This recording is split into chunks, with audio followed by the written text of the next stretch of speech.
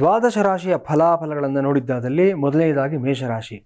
ಮೇಷರಾಶಿಯವರಿಗೆ ಇವತ್ತಿನ ದಿವಸ ಆಶ್ಲೇಷ ನಕ್ಷತ್ರದಲ್ಲಿ ಚಂದ್ರನ ಸಂಚಾರ ಆಗ್ತಾ ಇರೋದ್ರಿಂದ 4ನೇ ಮನೆ ವಿದ್ಯಾಸ್ಥಾನ ಸುಖಸ್ಥಾನದಲ್ಲಿ ಚಂದ್ರನ ಒಂದು ಉಪಸ್ಥಿತಿ, ಸ್ವಸ್ಥಾನದಲ್ಲೇ ಚಂದ್ರ ಇದ್ದಾನೆ, ಹಾಗಾಗಿ ಬಲಿಷ್ಠನಾಗಿದ್ದಾನೆ, ಏನು ತೊಂದರೆ ಏನಿಲ್ಲ ನಿಮಗೆ. ವಿದ್ಯಾರ್ಥಿಗಳಿಗೆ ಇವತ್ತು ತುಂಬ ಅನುಕೂಲಕರವಾಗಿರ್ತಕ್ಕಂಥ ದಿವಸ ಆಗಿರುತ್ತೆ.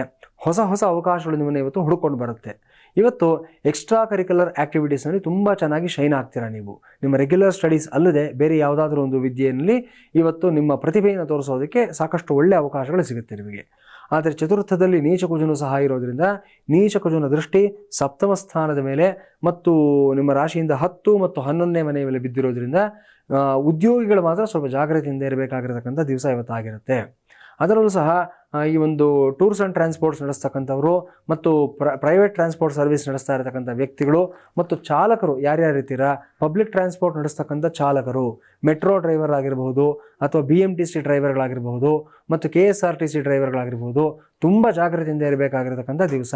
ಕಾರಣ ಚಂದ್ರನ ಜೊತೆಯಲ್ಲಿರತಕ್ಕಂಥ ನೀಚ ಕುಜ ಆಗಿರ್ತಾನೆ. ತುಂಬ ಜಾಗ್ರತೆಯಿಂದ ಇರಿ. ಇವತ್ತು ಒಂದು ಸಣ್ಣ ಒಂದು ಅಜಾಗರೂಕತೆಯನ್ನು ನೀವು ಪಾಲಾದರೂ ಸಹ ನಿಮ್ಮಿಂದ 10 ಜನಗಳಿಗೆ ತೊಂದರೆ ಆಗ್ತಕ್ಕಂಥ ಸಾಧ್ಯತೆ ಇರುತ್ತೆ. ಇದರಿಂದ ಹೊರಗಡೆ ಬರಬೇಕು ಅಂತಂದರೆ ಏನು ಮಾಡಬೇಕು ನೀವು ಮೊದಲನೇದಾಗಿ ಅಂತಂದರೆ ಸುದರ್ಶನ ಕವಚವನ್ನು ಹೇಳ್ಕೋಬೇಕಾಗತ್ತೆ.